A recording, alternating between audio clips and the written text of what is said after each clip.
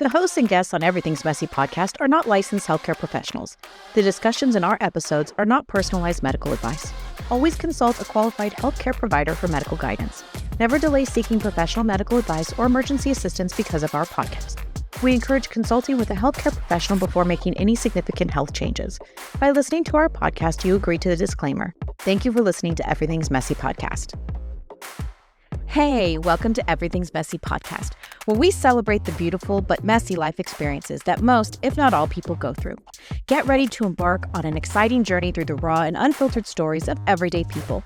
Here, we dive into messy realities of life, from making messy mistakes to triumphs and everything in between. Are you sensing a theme? That's right, it's messy. But this just isn't about the mess. It's about finding strength and resilience in the midst of it all.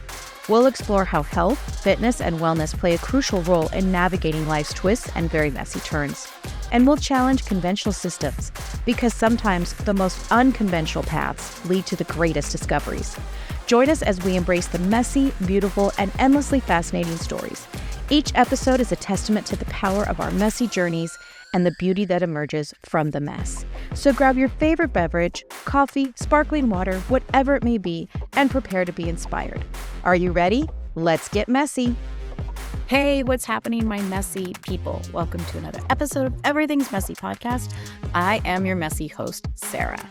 Okay, so I got a lot of feedback on last week's episode about the juices and why we shouldn't be drinking the cold stuff for our digestive system and stuff like that. And I thought it was really interesting. I don't want to open myself up here, but I wasn't really attacked. That was very receptive. People sort of were catching on what I was trying to say, that eating the whole fruit is much better nutritionally than juicing.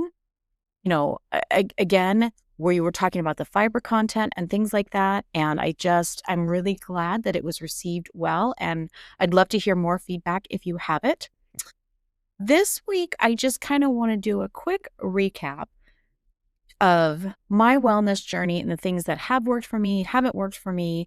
And just, if I had to start over from scratch again in my wellness journey, what are like the non-negotiable things that I would do and adhere to, and sort of the cheat sheet for the people who are just starting. You don't have to try the stuff that I did and it didn't work. We're just going to skip all of that and get to the stuff for me that did work. Again, everybody's different. You might have hacks or things that you've tried that you're like, oh my gosh, I can't live without this, and that's great. Keep that. That's wonderful. Also, really quick, I do want to kind of tease a little bit. I'm doing my very first on-site recording for Everything's Messy.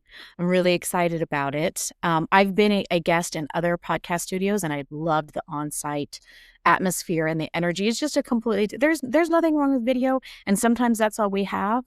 And I appreciate the guests that have done that, but this is going to be on-site with a really special guest, special message, and we're going to have this whole space that's going to be dedicated to what we're doing. So please stay tuned for that. That will be coming very soon. I'm very excited for that. Okay, so then back again to this episode. So my wellness from scratch, what are my non-negotiables? What would I do to start if I had to start all over again, which I'm really glad that I don't. I'm 4 years into this journey, and it's been a journey.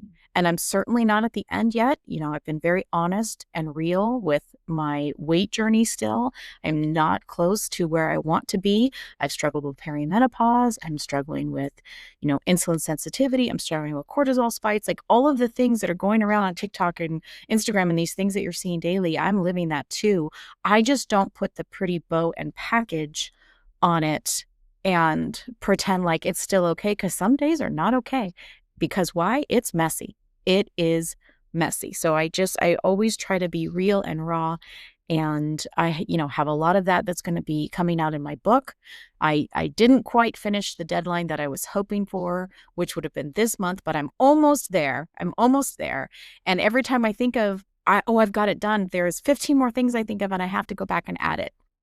And I don't want to overwhelm or give too much information, because then there might be a book 2 or recipes or things like that. But there's just so much I want to share with everybody.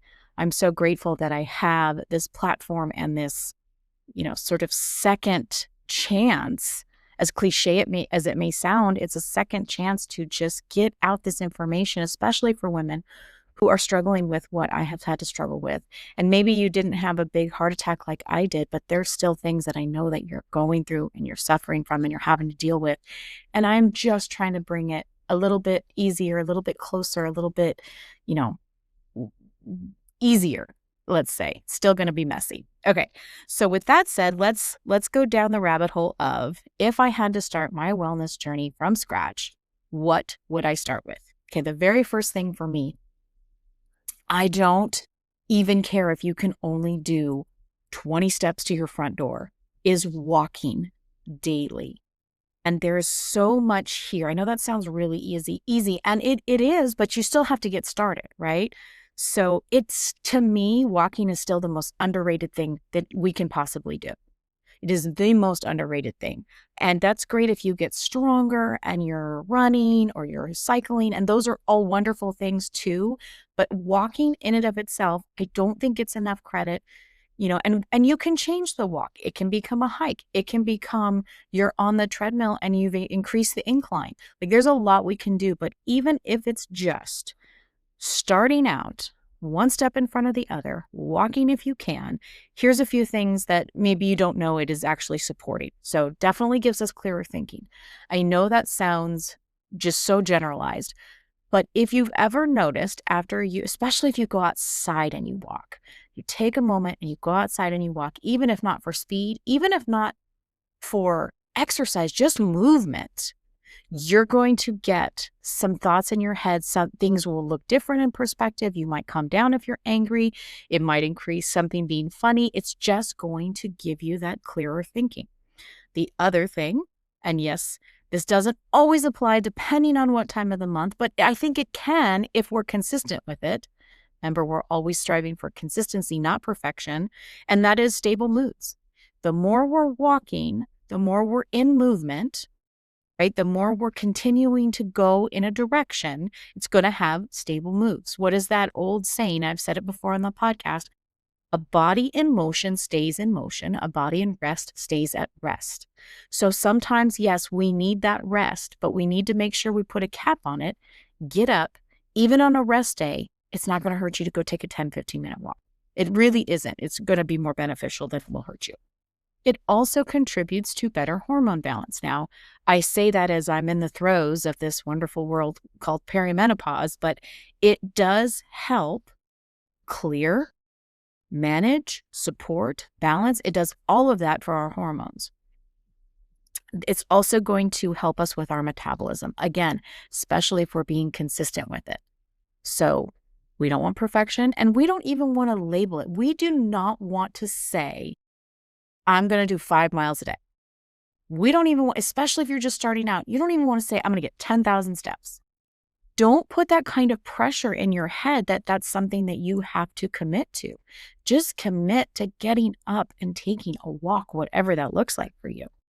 And the other thing that I think is super duper important is it's low impact. So if you've had an injury, if you've had an illness, if you suffered from some sort of joint mobility, sore muscles, whatever it is that you have the excuse for, walking is low impact. It's not going to be on your body like it would if you were going to go run, if you're going to go bicycling, if you're going to, the only other super low impact that even comes close to it is swimming, right? Because it's the weightless in that you are in the pool. But walking is very, very low impact. And, it lowers stress.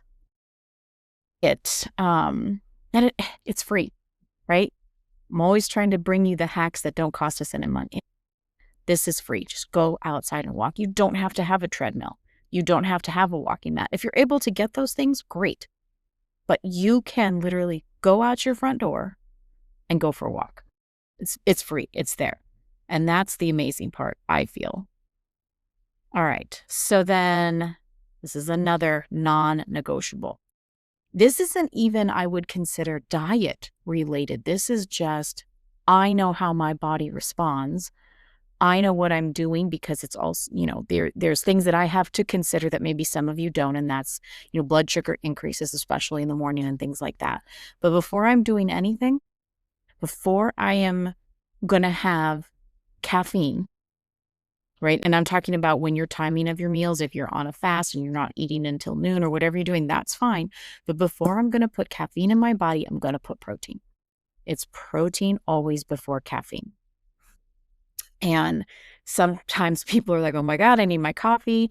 But you're setting yourself up for better wins. You're setting yourself up for better consistency and better choices throughout the day. If you can eat the protein simultaneously while having maybe your electrolytes, or even if it's just lemon water, something like that, then after that, go to your coffee. Go to your caffeine. It's really going to keep your blood sugar steady.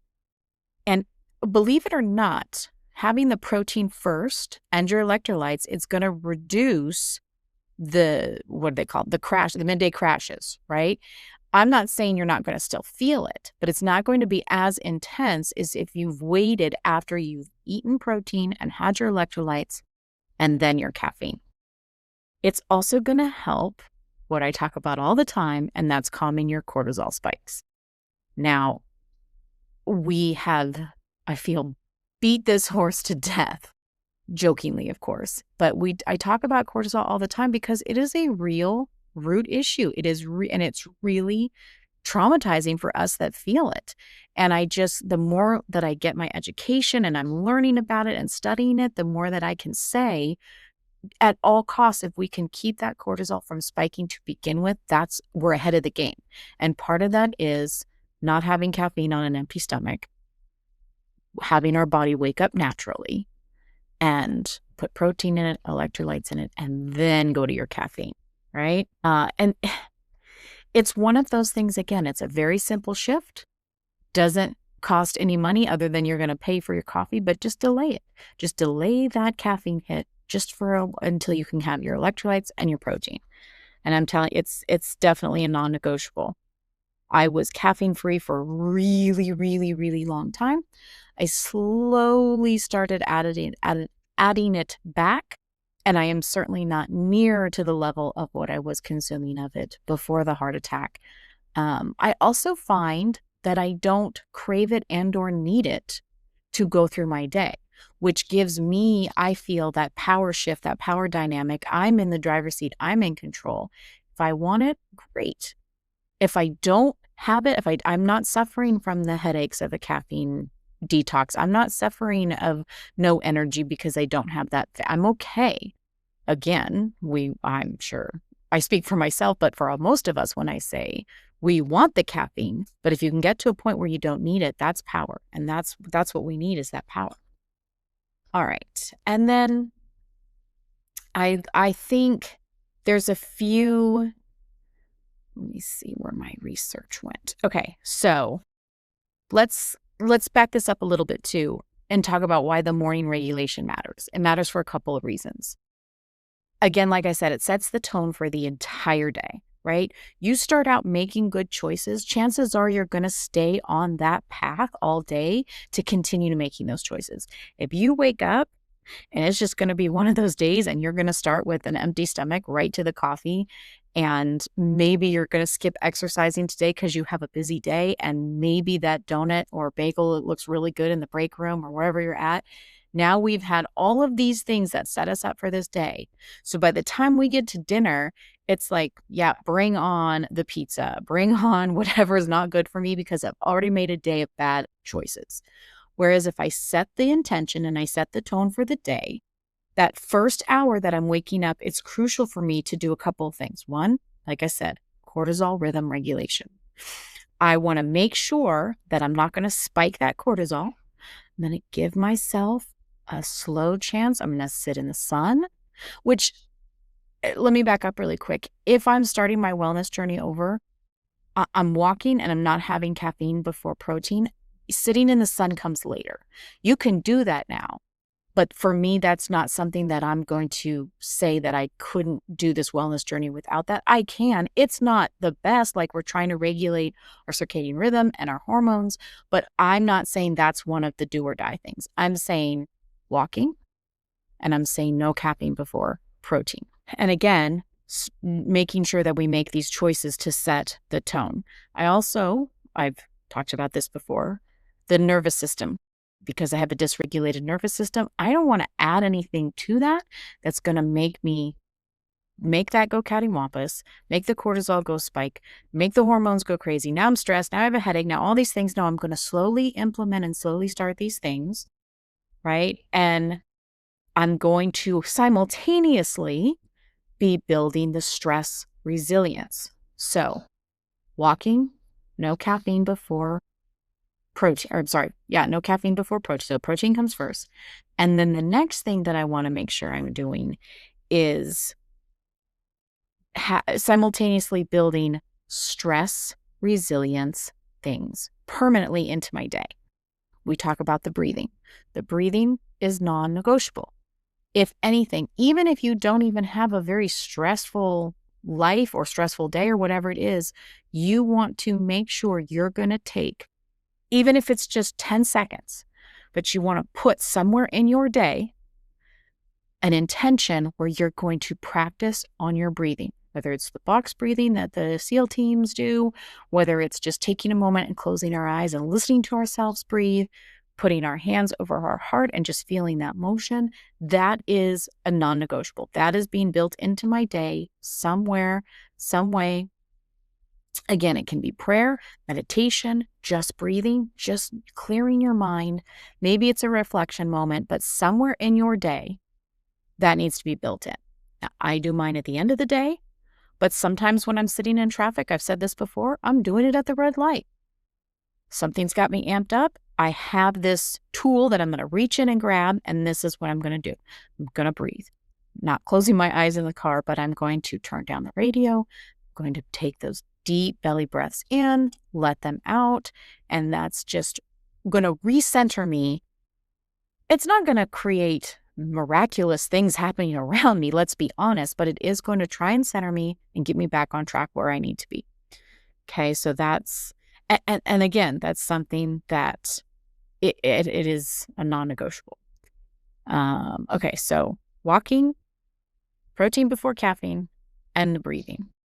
The other thing, and I've talked about this before, I did not realize, especially as a type 1 diabetic, and this is to all my diabesties out there and to anyone, I did not realize how chronically dehydrated I was before this journey.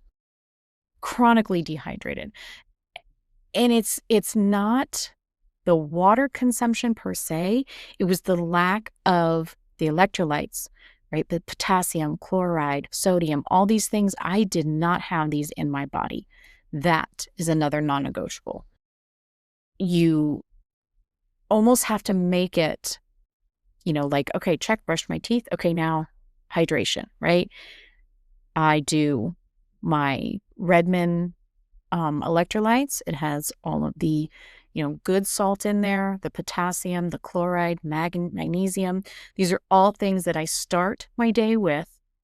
If I didn't have the little powder packets, let's be honest, I'd be squeezing lemon and adding my Muldoon salt into it and making my own electrolytes. I use the powder. It's easy. It's convenient. Okay, so yes, this may cost a lot of money, or not a lot of money. This may cost some money, but there's still a way to do it that's minimal. Again, a lemon, some salt, throw it in water, shake it. You're going to drink it. That's going to start your hydration day. And we know what this supports, right? We know that it's, again, let me add, this is like what I talked about last week, room temperature. We don't want it ice cold. We're not doing our digestive system any favors by drinking ice cold water first thing in the morning. The electrolytes are probably not going to latch onto anything because we haven't warmed up our digestive system. So definitely, and again, it doesn't have to be hot. You don't have to drink hot water, but it can't be ice cold, just room temperature electrolytes, right? And this is also going to help you wake up. It's going to help support that morning fatigue. For those of us that are in a Hashimoto's flare, for those of us that maybe didn't get a good night's sleep, for those of us that are struggling with a stressful, busy day to come, this is going to help in ways we can't even see. It's going to help us set the tone, right? Again, we're talking about setting the tone. And it helps prepare all the body systems for the day, right? So let's just say you did get a good night's sleep. Let's just play this card a little bit. Let's say you got 6-7 hours. My son is here. He's saying 6-7. For those of you, you know, you know. Let's just call it 7 hours. After 7 hours of sleep, which your body needs, and that's great, it's reset, you're dehydrated. You haven't had any liquid for 7 hours. The very first thing you should be doing when you wake up is hydrating, because you have gone a long time without any liquid. Okay? Now, I've talked about this before. I know there's a lot of controversy. Again, you guys do what you want to do, but I do not subscribe to the you have to drink 3 liters of water a day. I don't subscribe to that. I say if you're getting enough electrolytes, you're hydrated, you drink when you're thirsty. You drink the water when you're thirsty. I don't think, especially, again, I cannot repeat this enough. If you are drinking 3 liters of water a day and you are not adding any electrolytes into the mix, you are dehydrated. Your body is flushing out any electrolyte that's left. It's not absorbing anything, and you're flushing it right out. So again, I know that's controversial. I understand. You do what's good for you. I say you get hydrated through your electrolytes. You have water when you're thirsty, when you need it. And pay attention to how you're feeling when it comes to hydration. Okay? So that is those. So walking, protein before caffeine, building in that stress relief somewhere, the breathing, and hydration. Okay, so that's 4 things so far. I can't even explain. It doesn't have to be hard. It doesn't have to be hard. So the last thing I'll add, and this is, again, doesn't have to be, but you would be amazed at the things that it's doing for you, especially if you're dealing with your nervous system dysregulation and you need support in your nervous system, which I did. So again, this is why it's a non-negotiable, right? If you've heard me talk about the fork tuning and the vibrational sounds, even if you can just remember throughout the day to just hum, right? I had a breathing expert and person who had us hum. They walked us through exercise a while ago on the podcast. That humming, that vibration, it sounds silly. I get it. Costs you nothing to do. But if you just hum, you just make that noise, I know your lips will tingle, your ears will tingle, but it's actually going to help your nervous system regulate. And that is something that I won't, that is a non-negotiable. I have to hum or have the vibrations or the tuning forks. It's just part of that calming down that I needed, and I can't live without it. I need to have it. And again, if I don't have my tuning forks, if I don't have the phone to put on a vibrational frequency, guess what? I can just sit and hum to myself. And I hum until that tingling feeling, the ears ringing. And I'll be honest, it takes a little while to get used to. And you feel really silly, or at least I did. Doing it consistently, keep doing it. It's just something that I know kind of helps. And maybe it's the fact that it does make me feel awkward and silly. Maybe that's what gets me out of my own funk. I'm not sure. Either way, it works for me. Either way, I'm not giving it up. And then this last piece. Okay, wait. So let's go over it again. So walking, protein before caffeine, small stress release built in, and hydration, and the humming. Okay. So the last thing that I will say, and this should be anybody, this should be anyone that has any sort of, battling in your mind, maybe you're not feeling good mentally, whatever it is, this is for anyone. And I have to keep myself in check for this. And that is avoid your phone, avoid the news, avoid anything that's going to get into your brain and just amp up that nervous system. It's going to make you worry. It's going to make you, obsess. It's going to make you think about all of these things that are going on in the world. I am not by any means advocating that you be an ostrich and you stick your head in the sand and you don't deal with these things. I am saying that if we can reduce the consumption of all of the noise around us, if we can just keep it at a minimum, if we can keep it to a point where it's not going to be life altering in the sense that our body's out of whack, our cortisol is going to spike, we're obsessing about it, then we need to make sure we put the phone down, we pick up a book, or we journal. Although I don't journal, you guys know that, so that I wanted to talk about that. But just focusing on, even if it's reflection, even if it's we're sitting there for a minute and just reflecting on our day, what could I have done differently? Did I handle things good? Whatever that's going to be, those are things that we need to, do a crossword puzzle, do Sudoku, do, whatever that's going to just quiet ourselves and focus on something that isn't doom scrolling, that isn't news watching, that isn't, amped up, nervous system things. That is what we should be giving ourselves. And as much as that dopamine hit feels so good when we're doom scrolling and, oh, hey, that was funny. And, oh, hey, look at that dog. Even if it's something that's not dire or the world's coming to an end or whatever, it's still that consumption, that's that hit of dopamine that our brain is getting because we are doom scrolling. We are looking at these things. And yes, it is an escape. 100%. Sometimes it is needed. Sometimes there's nothing else we can do but sit, and this is how we're regulating. But it's a catch-22 because it's not good for us. What's better? Go for that walk. What's better? Close your eyes and do your breathing. What's better? Making sure that you talk to a friend, a family member, have a conversation that isn't about the world coming to an end. Whether that's going to church, whatever that looks like, we need to try very hard and be less dependent on that technological piece. Keep it at bay, keep it in the box, keep it locked up when we can, and try and be also self-aware and cognizant that when we go to do this, we're deciding, okay, we're going to go and we're going to scroll for a little bit. Put a time limit on it, and don't do it right before bed. I'm always trying to encourage my husband, and he works crazy hours and he has a stressful job. So his nervous system is completely at odds anyway.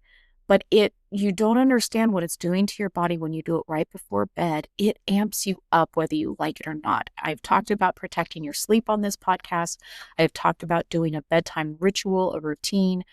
An hour before you start winding down, you put the red screen on your phone so you're not getting the blue light. You try and step away from that and just get your body into a deep relaxation mode and just put the phone down. Just put the phone down. Put it away. I know it's easier said than done. I am certainly not advocating that I do it perfect all the time. I don't, but it's part of the reason why I've had to put these things in place. So, walking, low impact. We went over all the things that it's great for. Doesn't even matter. Don't put pressure on yourself to, 3 miles a day or whatever it's going to be. Just go take the walk. Okay. Super important. The stress movements, right? Stress built in, doing your breathing, the hydration, the humming, the putting your phone away, all of these things. If I had to start all over, these are the things that I've done. We always see a lot of times on Instagram and TikTok, they do these little things. If I had to start over, what would I do? By the time you get to the second page, they're advocating some supplement or something that you should do. We've talked about supplements before. I do think there is a lot of merit to the ones that we absolutely need. Again, magnesium glycinate and malate, I would not give up. Vitamin D3-K2, I would not give up. My L-theanine, would not give up. Those are the ones that I have to have. I must have those things. If there is a supplement that you have found your body needs, that you crave, that you really, really are, it makes a difference, then stick to it. But really do your homework on all of these. Some people swear by the creatine. I don't know that we need extra creatine unless we're really lifting heavy consistently. And even then, I'm not sure women need it. I'm still undecided on that. I do think, especially if you're Hashimoto's like I am, zinc and selenium and myoinositol, all of those I think are important, but I don't think you have to be on them forever. I did a segment a couple of months ago on black seed oil. I took it for 30 days and I didn't notice a whole lot of improvement, except for I noticed when I had a really low blood sugar, if I took it, it helped stabilize the blood sugar. Interestingly, not a lot. I still might have had to treat with juice, but it did seem to help it recover, and I didn't have such a long recovery after I hit that low. So there's something to be said about that. Again, this is where you have to become your self-advocate and figure out what these things are doing for you. I have talked about before, depending on the electrolyte mixes that you're using, if it has magnesium citrate in it, if you are already regular, using air quotes here, regular, and you take the magnesium citrate, it will give you diarrhea if you don't need to have that to be regular. So be very careful. Again, the product that I use is the Relyte, Relyte, Redmond's electrolyte mix, and it has magnesium glycinate in it, which is not going to give you that unfortunate side effect. So again, all of these things are simple. They don't cost a lot of money. You can start, you can do this. And I know there's tons of you out there that are way farther than my journey. You have things to add. I'd love to hear them. Obviously, as I went through my wellness journey, I started adding weightlifting, which, yes, I would not give up the weightlifting. This was a list if I had to start all over. If I had to start all over, this is what I would start with. Start anywhere. Just start. No one has ever said, man, I regretted taking a walk today. Man, I regretted getting out and moving. Man, I regretted drinking electrolytes. No one's ever said that. That doesn't happen. So make sure no one's ever regretted, hey, I regretted humming or breathing. That doesn't exist. So all of these things we can do with minimal cost. I'm not going to say it's easy to start, but there's no reason why you can't start. Again, the walking is low impact. That's why I didn't add the weightlifting to this list. I feel like that came later for me. I don't regret it. I absolutely love lifting heavy. Lifting heavy for women especially is the key, especially in perimenopause, especially as we get older. I want to be not only the woman that can get down on the floor and play with my grandkids and it doesn't hurt to get back up. I want to be the woman who's going to prevent, as I get older, my hip breaking or me falling. I want the stable, stout, big muscles to carry me around. And there's a lot I can say about that. And I have said, but this list was for if I had to start over. That's where I would do. I'm very grateful I don't have to start over. But those of you who do, don't be intimidated. Don't be scared. You can do this. And we're all here rooting for you. We're all here to tell you we've done that. We've been where you are at. And it's scary. And sometimes it's painful physically and mentally. And sometimes it sucks. And it's messy. But you can do it. I can do it. We can all do it. We're all in it together. It's going to be messy. And that's okay. So that's my list for you today if I had to start over. I'm really glad that you're here and you're listening. I hope that you're following me on Instagram and TikTok, on YouTube. And again, like I said, I've got some really exciting things coming up. Please reach out. Let me know where you're starting, what you're doing. And as always, see you later. Thanks for listening to Everything's Messy podcast. Whew, if you made it this far, give yourself a gold star or at least a nap. Honestly, if you showed up today and you were listening, you've already crushed it. I'm so grateful for you listening. If anything hit home, share it, tag me, write it on a sticky note. I don't care. Just don't keep all of this messy goodness to yourself. You can find me on Instagram at Everything's Messy Wellness or over at my website, everythingsmessywellness.com, where I've got resources, coaching, and probably a new rant about blood sugar or something that's just nonsense. It's all waiting for you. Check out my YouTube channel. I've got all of my podcast episodes up there. And I'm on X at Everything's Mess. Or if you just want to send me an email, Sarah at everythingsmessywellness.com. Look, until next time, hydrate, take no crap, and as always, keep it messy.